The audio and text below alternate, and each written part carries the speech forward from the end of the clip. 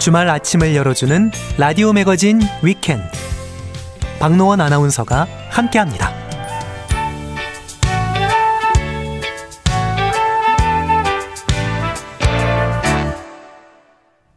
라디오 매거진 위켄드 2부, 이번 시간은 인문학 저자 이호건 작가와 함께하는 생활 속의 인문학입니다. 안녕하세요. 네, 안녕하세요. 오늘의 주제는 뭡니까? 오늘은 게으름이라는 주제로 이야기할까 하는데요. 예.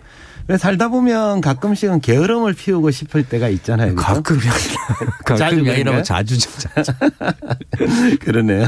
게으름과 관련한 신조어 중에 귀차니즘이라는 게 있습니다. 예. 귀찮다라는 형용사에 영어 전미사인 이점을 붙여서 만든 신조어인데 예전에 왜 모 카드 회사 광고에 남자 배우가 나와서 이렇게 얘기했죠. 아무것도 안 하고 싶다. 이미 아무것도 안 하고 있지만 더 격렬하게 아무것도 안 하고 싶다라고 말했는데 이 표현이 귀차니즘을 단적으로 나타낸 말이 아닌가 싶습니다. 아닌 게 아니라 인생을 살다 보면 뚜렷한 이유도 없이 만사가 귀찮아지고 아무것도 하기 싫을 때가 있잖아요. 그렇죠? 네, 뭐 이 역시 가끔이 아니라 자주 저는 그렇습니다. 그렇죠. 예. 이렇게 귀차니즘에 빠지면 자연스럽게 게으름이나 권태가 찾아오는데요. 일이 하기 싫어지고 아무것도 하고 싶은 게 없어지는데 사람들은 게으름과 나태함에 빠진 상태를 부정적으로 보는 경향이 있습니다. 그렇죠. 예컨대 기독교에서는 게으름을 7대 죄악 중에 하나로 꼽고 있고요. 이솝우와 개미와 배짱이에서도 열심히 일하는 개미는 긍정적으로 또 아무 일도 하지 않고 놀고 먹는 배짱이는 부정적으로 묘사하고 있습니다. 그렇다면 이같이 일하는 것, 노동은 신성한 것이고 귀차니즘이나 게으름은 어떤 경우라도 피해야 될 부정적 상태로 평가하는 것. 이건 언제나 옳은 일일까요? 어떻게 보십니까? 뭐 열심히 일하고 노력하고 그랬다면 때때로는 이렇게 좀 쉬는 것도 필요하고 게으름도 필요하죠. 그렇죠. 예, 그런 게 필요합니다. 그 게으름에 대한 찬양이라는 독특한 제목의 책을 쓴 철학자 버트런드 러셀은 책 제목에서도 알 수 있듯이 보통 사람들이 부정적으로 생각하는 게으름을 긍정적으로 평가했습니다. 예컨대 그리스 철학자 아리스토텔레스가 정치학이란 책에서 이렇게 적었어요. 노동과 가사는 노예들에게 주고 자유민들은 정치와 여가에 집중하라. 그러니까 이처럼 아리스토텔레스가 살았던 시절만 해도 노동보다는 여가가 더 신성하고 중요한 활동이었습니다. 하지만 현대로 오면서 사람들은 속편하게 노는 꼴을 보지 못하고 성실하게 노동하는 태도만을 찬양하는 쪽으로 바뀌었습니다.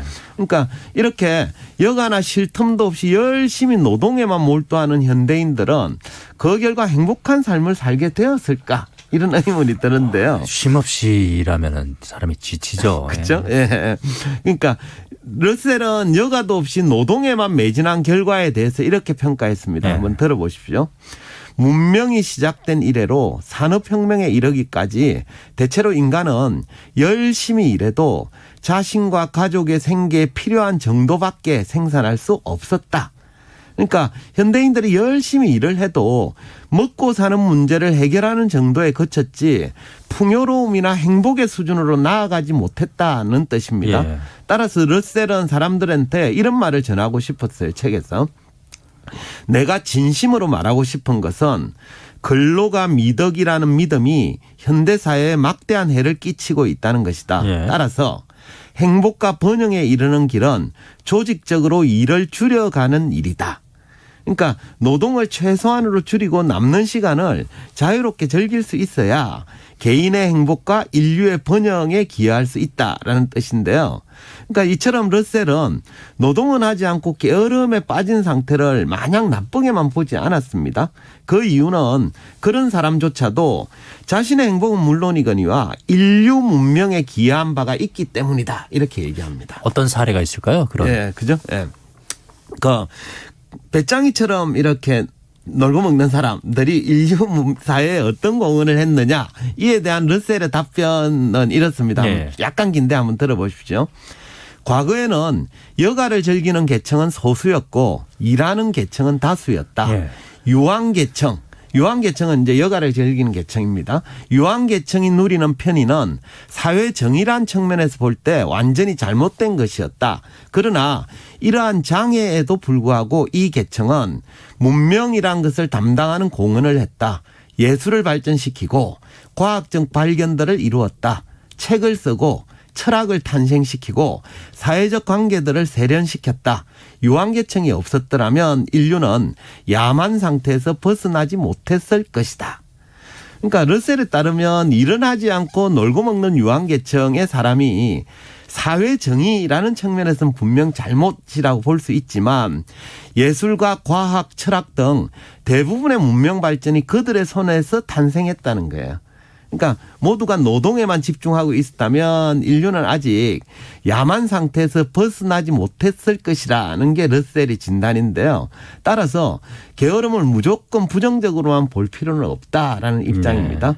그러니까 오늘날 발달된 현대 문명은 전통적인 노동에서 제외된 게으른 손에 의해서 이루어진 것이 많다. 이런 입장입니다. 이 게으름에도 긍정적인 면이 있다는 주장인데. 그렇죠. 예.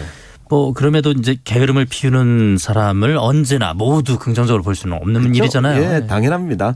사람들이 게으름을 피우거나 권태를 느끼는 상태가 모두 동일하지는 않죠. 그죠? 사람마다 차이가 있는데 프랑스 철학자인 피에르 상소는 느리게 산다는 것의 의미라는 책에서 이분도 권태를 찬양했는데 다만 절제되어야 한다면서 이렇게 주장했습니다. 한번 들어보십시오.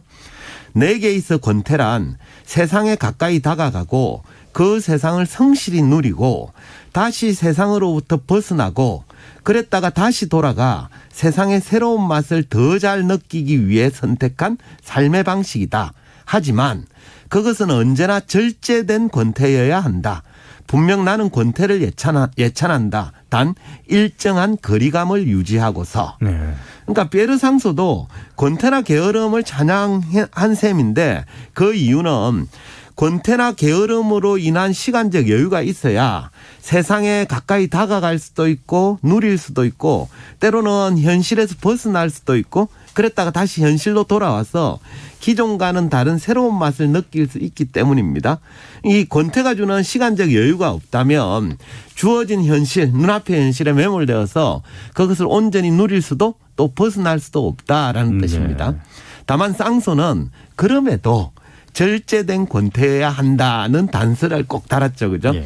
즉 열심히 일한 다음에 누리는 약간의 시간적 여유여야 의미가 있는 것이지 365일 놀기만 해서는 권태나 게으름이 주는 이점을 맛볼 수 없다. 이런 뜻으로 이해됩니다. 그럼요. 휴식이나 게으름의 진정한 그 즐거움을 맛보려면 그 전에 뭔가 열심히 했어야 한다는 그런 그렇죠? 전제가 있는 거죠. 예. 맞습니다.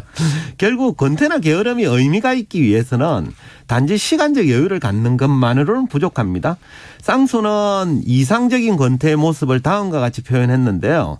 왜 일요일 오전 늦잠을 자다가 창문으로 들어오는 햇살에 비로소 침대에서 일어나는 장면을 좀 상상하면서 들어보면 좋겠습니다. 제가 한번 읽어보겠습니다.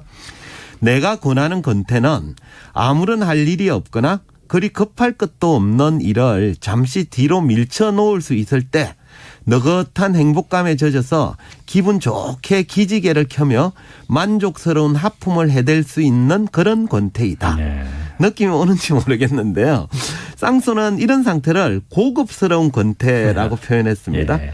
결국 쌍소가 권하는 권태는 시간에 쫓기지 않고 일상의 지배에 빠져들지 않으면서 잠시 세상과 거리를 둠으로써 자기만의 리듬으로 일상의 한가로움을 즐기는 상태라고 할 수 있겠습니다. 그러니까 이 철학자들이 말하는 게으름이란 흔히 생각하는 뭐 빈둥거리고 뭐 나태하고 뭐 그런 것이 아닙니다. 네, 그러니까 그렇죠? 나름의 이유가 있고 의미가 있는 그런 것을 이제 게으름이라는 단어로 표현을 한 것 같아요. 네, 맞습니다. 예. 그러니까 게으름에 대한 찬양을 쓴 버트란드 러셀이 주장하는 바도 일은 무조건 하지 말고 게으름만 피우라는 게 아닙니다. 예.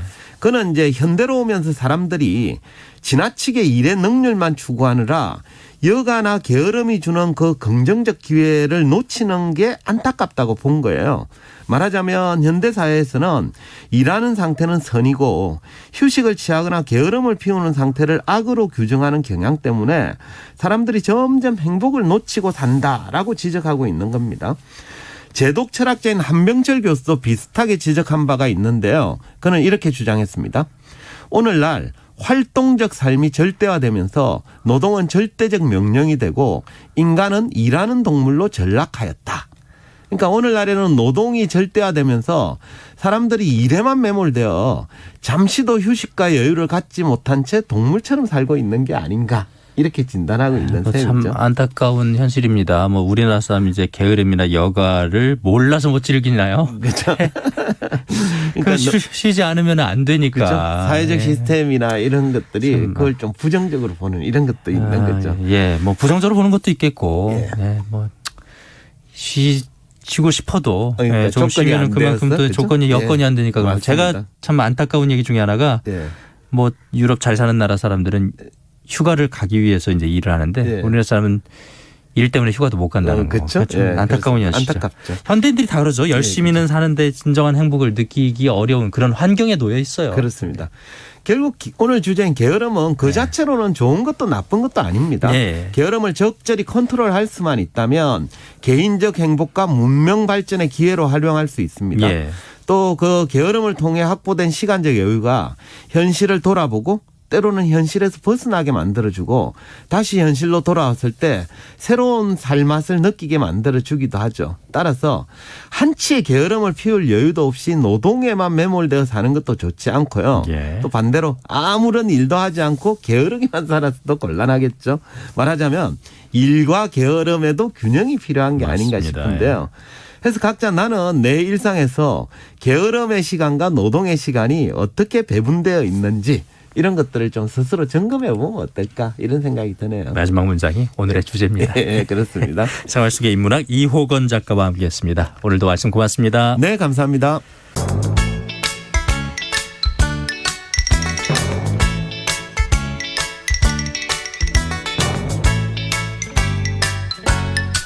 박노원의 라디오 매거진 위켄드.